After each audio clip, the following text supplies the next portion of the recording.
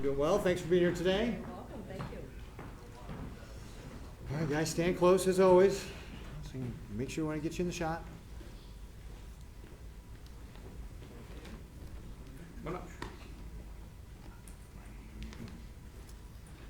All right. Thank you all very much for joining us this morning for our press briefing. We are going to be covering the great work that's been going on in corrections with regard to attracting and retaining talent. So joining me today, I've got Director Scott Frakes, who's the director of our Department of Corrections, as well as Jason Jackson, who is our Chief Human Resources Officer, as well as Director for the Department of Administrative Services. We're also being joined by Jerry Britton, who is the Vice President of the Fraternal Order of Police, which is the union that represents our corrections officers. And we're sorry Mike Chipman could not join us today. He was originally scheduled to be here, but please let him know that we're sorry Mike couldn't be here. Mike is the president of the FOP. And then additionally, we are being joined in the front row by Dr. Paul Turman, who's the chancellor for the state college system, Dr. Mike Evans, who is the president of Peru State College, and Sean Sherman, who is the workforce liaison. And we're going to be talking about the really innovative program we've got with Peru State with regard to our corrections department as well. So we'll cover that just in a minute. But we'll just start off by saying Nebraska has recovered from the pandemic very strongly. And we can see that relative to what's happening in other states as well. You know, Nebraskans have always taken care of each other through emergencies, and that this pandemic was no different. And by taking a more balanced approach, I think we slowed the spread of the virus while allowing people to live a more normal life, and that's certainly also contributed to our quick recovery. In 2021, our unemployment rate on average was 2.5%. And that was a half a percentage point lower than any other state except Utah. Utah's was 2.7, but everybody else was above 3. So we did very well here from that standpoint. And of course, right now we've got the lowest unemployment rate, not only in state history, but in the history of the United States.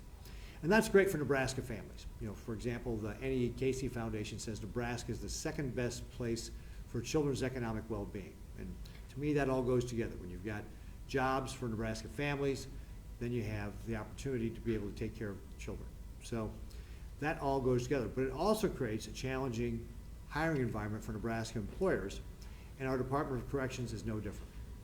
And of course, we perform a very important role in protecting the public safety in our Department of Corrections. And we have to take care of not only protecting the public, but also keeping our inmates and our correctional officers safe as well. To that end, it's important that we're properly staffed. And that's been one of the challenges that we've faced, just like every other organization in the state has faced. So we sat down with the Fraternal Order of Police to talk about our union agreement with regard to our corrections officers. And on November 10th, we announced a sweeping agreement that will would really increase what we're doing to be able to attract and retain talent here. In fact, across the board for our corrections officers, it's about an $8 an hour increase. For our starting corporals, it was about a 40% overall increase. And that $8 represents that 40% overall increase. And it's had tremendous success. So prior to the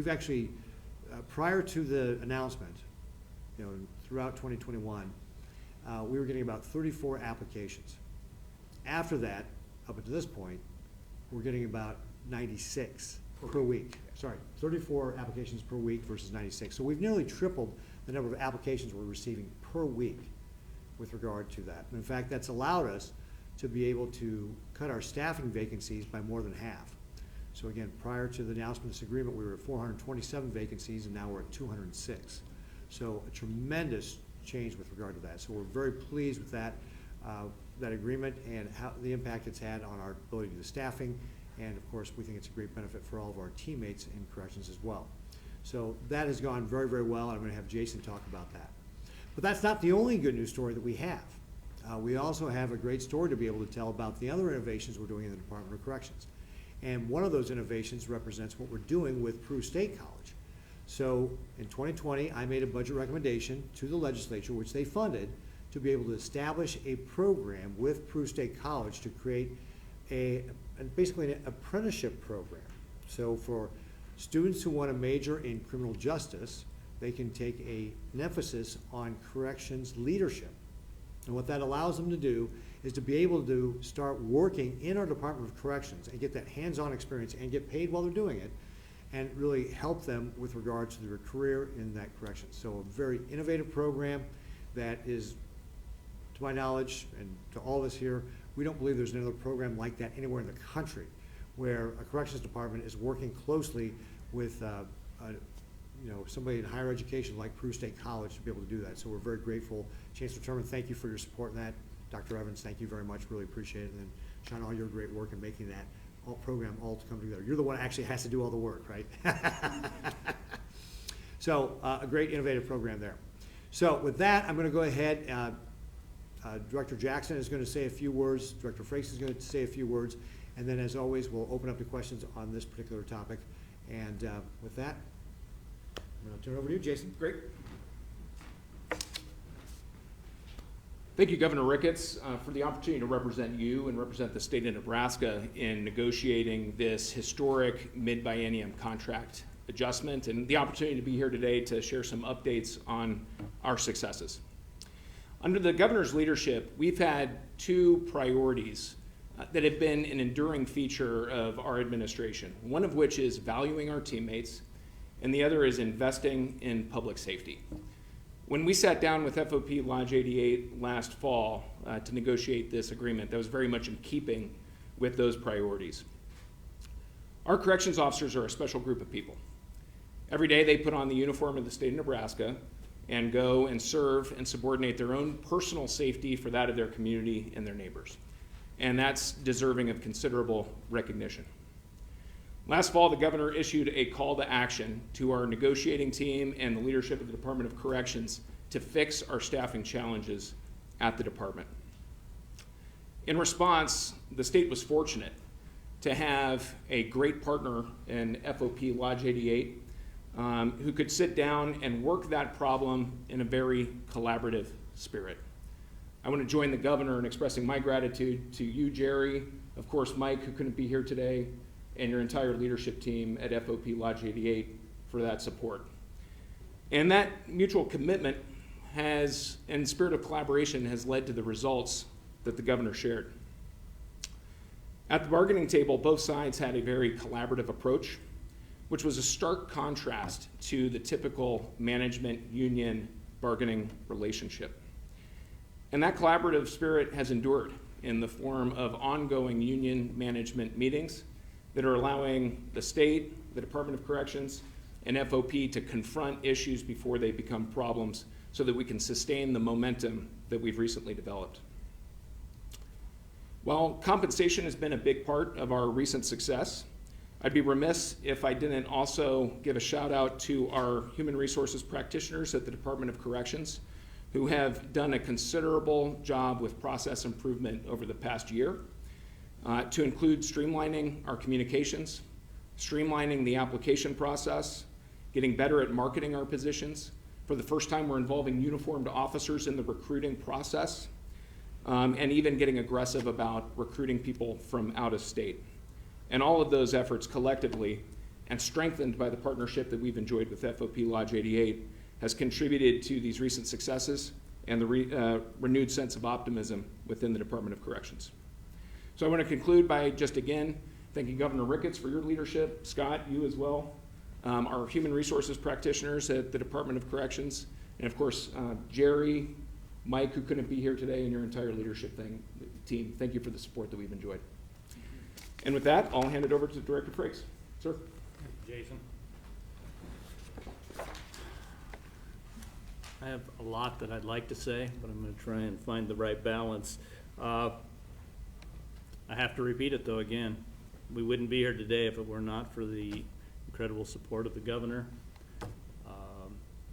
Jason Jackson and his team who work at Administrative Services, and certainly Jerry, you, Mike, Gary Young as well gets a shout out. I would agree with Jason. That was one of the most productive and most effective negotiation processes that I've taken part in, and I've been at the table since the 1980s. So, and the results are the proof. And the last group that I need to remember to mention is my staff that were with us through all of this. As the governor mentioned, we've come through a pandemic. Before that, we were struggling with other issues, and we saw an increase, even more vacancies, higher turnover. But there was a core group of staff that remained with this department and worked through all those issues and are still with us today. And without their support and their work, again, none of this would work. So here's where we're at. You've already heard some of the stats. I want to just put a few more out there. As the governor mentioned, lots of applications, over 1,000 since December. We've hired 267 staff since December. 50 of those are returnees that are rehires, people that were with our department, went somewhere else, and decided they wanted to come back home. There is 118 people that either are actually onboarded or in the process of coming to work for us from out of state. And that's definitely a reflection of the combination of our correct level of compensation, the hiring bonuses that we've offered for people from out of state, and the moving expense reimbursement. We have people at this point from 33 different states that are coming to work for us. Many of them are family units, husband and wife, at least in one case, husband, wife, and son, friends who worked in corrections somewhere else and decided this looked like the opportunity for them. So that's 118 people and their families that are now coming to be a part of Nebraska. The graduations from our academies can continue to climb. We had a graduation in February with 50 students, which was a large academy for us after struggling for so long. We have a graduation next Monday that has 69 students that should receive their diploma. We have a class that starts on Monday that has 78 students enrolled in it. And we have another class that starts on, I'm going to get these backwards. The class after that is 75. And then we already have people that are queued up to come on at the end of April and in May, and we'll continue to hopefully get that same level of success. So huge numbers of people coming into the agency. And what's that meant? Well, the governor mentioned we dropped our vacancies by over 50% in a very short amount of time. But an important part of that math, and we've known this and we've talked about it time and time again, is turnover. You can bring on all the people in the world, but if you don't retain those people, you don't really make any headway. And what we've seen so far in 2022 is, last year, our total turnover for protective services was 403 people. So far, we had 10 protective services staff that left in January, 12 in February, so 22 staff. At this point, trending to be well under 200 for the year. I hope that trend continues. So those are just some of the statistics. Lots of people coming in, lots of good, talented people, people with corrections experience, prior experience with us or experience with other agencies, military, law enforcement, huge amount of talent, and it's just an amazing thing to be a part of that process. The Peru State College initiative program still remains to me one of those, I got to pinch myself to believe that it's true. I have shared it with my peers across the country many times and continue to talk about it. None of them have anything like it at this point. Some are talking about it, and they're certainly watching what we're doing. But here we have a program that wasn't designed to just bring staff into corrections. It truly had a mission to provide people the opportunity to complete a 4-year degree in criminal justice and then use that degree and their experiences as interns at Tecumseh to become the next generation of leaders for this agency. So we're not just talking about it, we are building leaders for corrections. And that is an outstanding investment in our people and certainly in Nebraska. So far with 18 students in and more under consideration, so that's the first year of the program, so I call that very successful. And then in the next year, we'll actually have the capacity to go to 45 students, and the processes are underway to continue to bring in those people. And I just cannot wait for the day that the first person graduates from that program and takes their new job as the lieutenant or captain at Tecumseh. That's my prediction.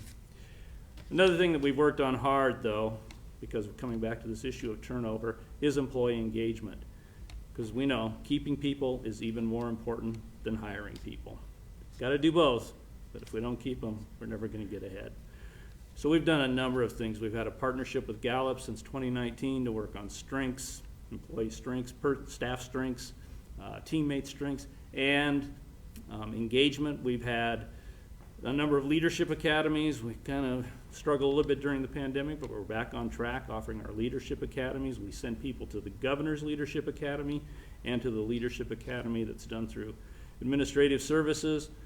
We've made really good use of LinkedIn Learning, and it turned out to be more successful than any of us, I think, expected in terms of the amount of teammate engagement with that easy to use, relatively inexpensive tool. And we offer a very robust tuition reimbursement. So we continue to look at how we can address those issues that will make us an attractive employer, an employer of choice. And then on top of that, we've continued to work on all of our processes around recruitment. The governor mentioned bringing in a recruiter that has that protective services background, using a variety of bonuses, doing remote interviews, and doing on-site tours of facilities for our out-of-state candidates to try and engage them in a different way than the traditional come out here and sit down at a table and do an interview. We have actively involved ourselves in career fairs and other community activities that would help us get our message out to people. Again, the pandemic slowed us down, but we're back on track there. And then we have a really robust advertising program and continue to grow and learn how to make that most effective. And I mean, we're doing things like geofencing. I can say that word. I kind of in my mind know what it means, but I know it's working because we've attracted people from 33 states. So somehow we're reaching people with our message. So using national advertising, using the latest technology, looking for the best people so we can do our mission, keep people safe. Well, thank you very much, Director Frakes. Really appreciate that.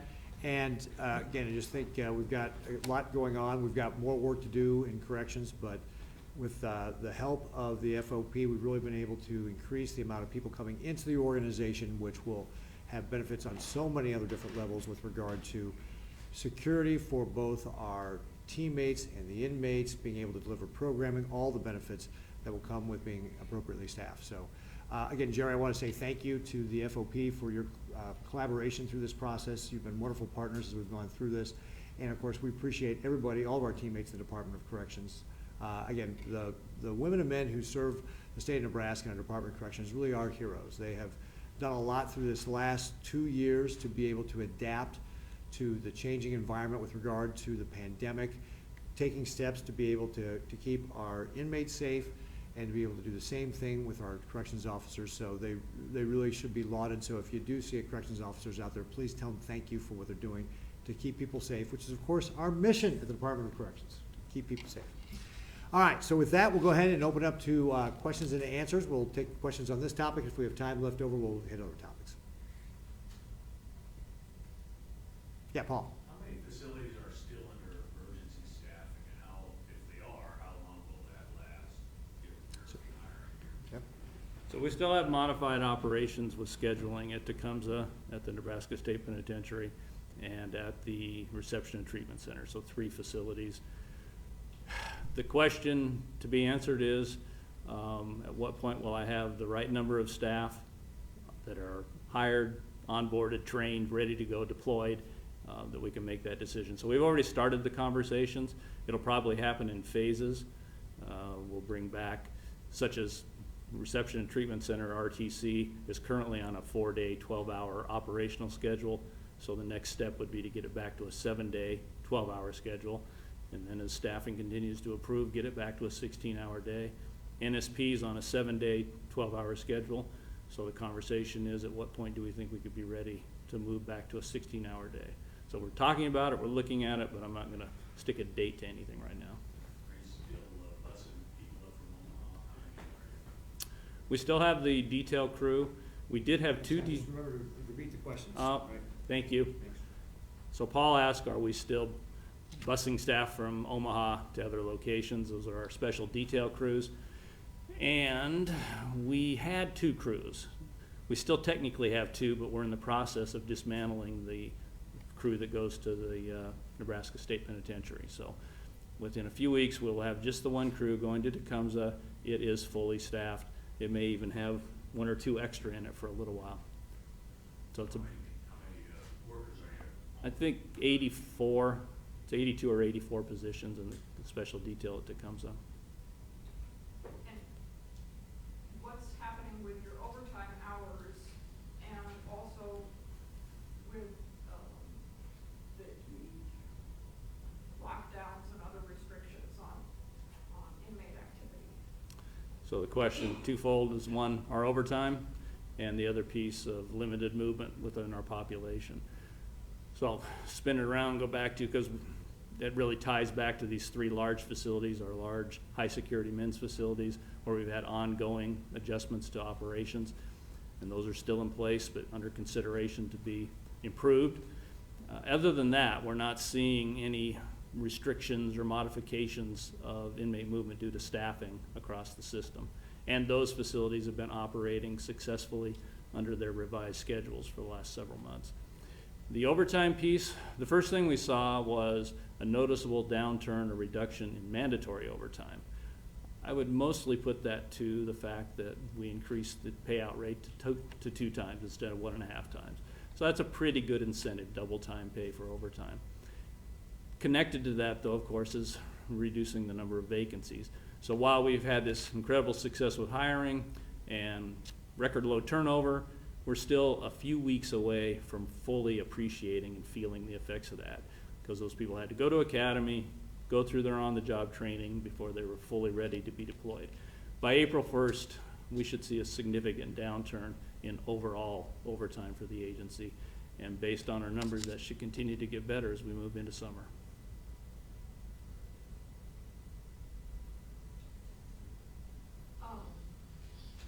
Has this increase in pay also affected operations at the regional centers? I believe, were they also covered by this change? Sure. Yeah. Yeah, Martha, thank you for the question. So the question was, did this increase also affect our protective services officers at the regional centers with the Department of Health and Human Services? The answer is yes. So they were also the beneficiaries of that negotiation. I believe they saw a $4 per hour base wage increase. So a considerable investment in those folks as well as that facility differential. I don't have at the tip of my fingers in terms of kind of the results for those positions, but just generally speaking, they're seeing success and improvement from a recruiting and a retention perspective as well. Well, we can follow up with that. Absolutely, we can follow up with the specifics. How's your staffing for nurses, for Frakes or Case? I know that's been a hard sell for a long time. So the question is, how's nursing staffing doing? So the increases that they received definitely have shown an improvement in terms of turnover has been significantly less in the last few months, and we have seen a few hires. Primarily, I believe, people coming from agency or temporary positions and coming to work for us full-time, which is something that we're always striving for, because it's better to have people as full-time staff and part of the team as opposed to that temporary service. What are your percentages on turnover? You said last year was like 400 some. Well, the protective services was 403 positions. And so at that point, we had about 1,350 protective services total positions, so don't make me do that in my head.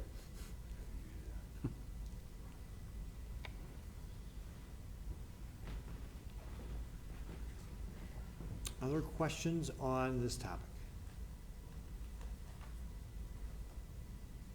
Okay, I'm not, oh yeah, go ahead, Martha. Yeah, so Henry Cordes is also listening, and he said he's not clear whether the weekend lockdowns for the inmates are still ongoing. Director Frakes, can you talk about that? Yes. So yes, the two facilities that are operating on what we call a 412, so there's 4 days. So again, just repeat the question. Sorry, Martha. The question is the modified operations restricted movement on weekends. So there are two facilities where that is occurring. and that is the Reception and Treatment Center, RTC, and Tecumseh, TSCI. They are on a 4/12 schedule, so Monday through Thursday for 12 hours a day. We do all the things that we need to do in terms of services, programming, access to clinical treatment, and everything else. And on the other 3 days, Friday, Saturday, Sunday, we have very, very limited, almost no movement. We'll address any kind of medical services or mental health services, but we're not doing any visiting, programming, et cetera. So those are two priorities, to get them back to at least a 7-day-a-week, 12-hour schedule.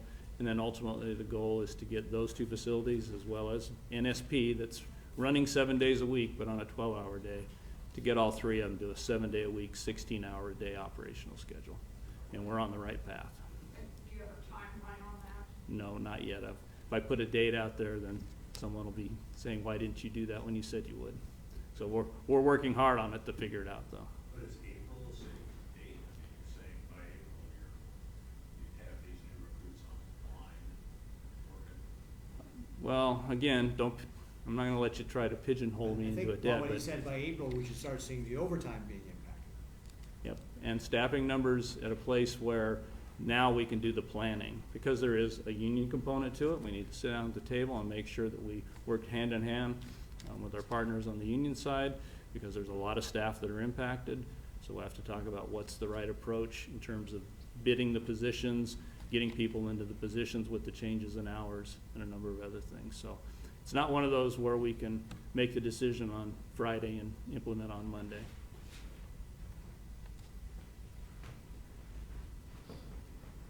Okay, anything else along those lines? I'll ask a question about Henry Cordes' story over the weekend. Do you think Nebraska over-incarcerates African Americans? So the question was about over-incarcerating African Americans vis-a-vis the story.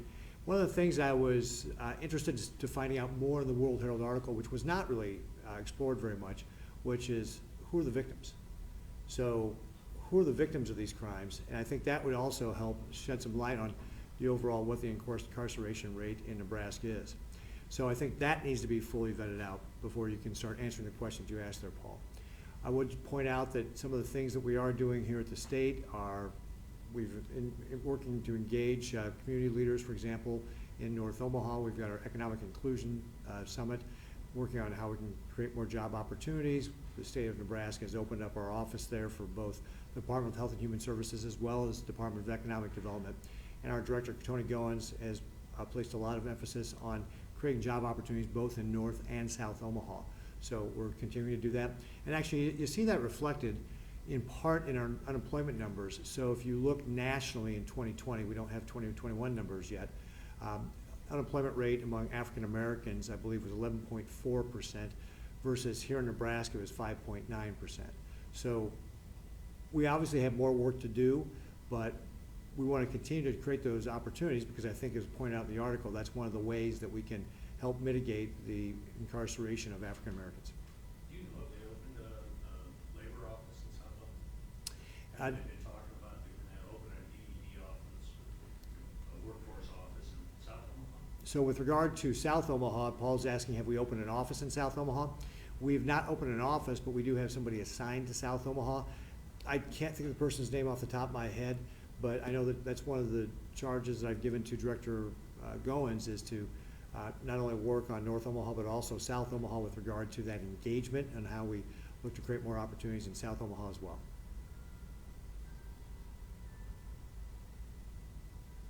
Other questions on this topic? All right, seeing none, I'll again thank our partners in the union. I really appreciate all the work FOP has done, Jerry, on this, and please, again, give my regards to Mike as well. We just appreciate the partnership and how we can continue to make sure it's successful for everybody. So great work there. And then also, Jason, great job on the negotiations from our standpoint. And Scott, thank you very much for all your work in the Department of Corrections. Well, I'm going to open up to other questions. You're welcome to stay up here and help me answer those. No, no. No. Thank you. All right, thanks, Jerry, appreciate it. Thanks. All right, other topics. Martha.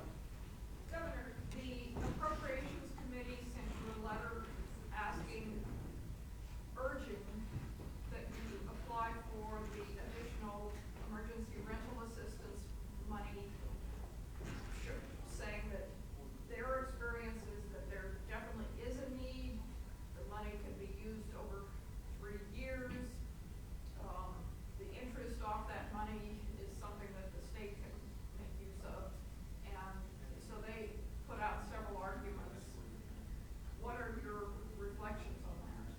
Yeah, so Martha's question was, the Appropriations Committee sent me a letter requesting that I apply for the second round of the Emergency Rental Assistance Program and listed out a variety of things. And my answer is still the same. I'm not planning on doing that. Again, there's disaster programs out there, for example, for things like floods or tornadoes.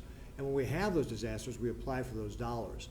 But right now, if you look at our data here in Nebraska, we have a hard time justifying that we actually have that need here. So while there's always been a need with regard to folks who have difficulty with the rental assistance, I don't see that this is any different from what it was pre-pandemic. Nobody's gonna be able to show me numbers that's any different from what it was pre-pandemic. And that's really the measurement here, is this is a disaster program that was designed for the pandemic.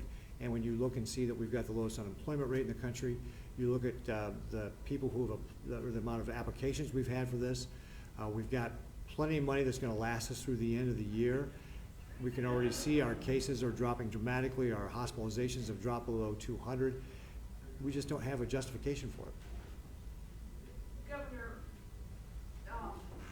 this is additional money that could be used to pay landlords who otherwise are out the rent for these folks. COVID or not, is there a reason for the state to turn this down? So again, Martha said, well, this money can also be used for landlords. What's the reason for turning it down? Again, the same program applies. I think through a year of this program being in place, we've used like 42% of the money. I think we've got last I checked, it was about $128 million left of this money out of the original $200 million. So again, we just don't see landlords applying for this program. So again, we've got plenty of money to last us through the end of the year. I don't think anybody's at this point predicting that we're gonna have a pandemic that's gonna continue to go on and on and on forever. So if you look at where we are right now, we just don't have the justification for applying for this money because we just don't see the demand.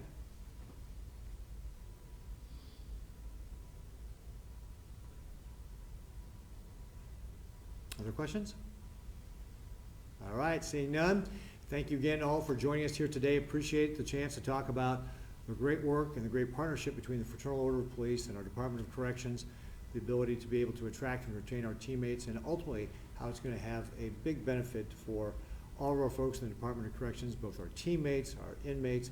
It's really going to be a great thing to be able to help us be able to be successful. So we're very grateful for all the work of everybody who participated, and I hope everybody has a great rest of your week. Oh, and of course we want to say thanks to the state colleges for their really unprecedented program, only one in the nation, to be able to help train young people who want a career in criminal justice to get that specialization in corrections leadership and be able to help train our future leaders for the Department of Corrections. So again, really appreciate Dr. Turman, Dr. Evans, Sean, thank you very much for all your work on that.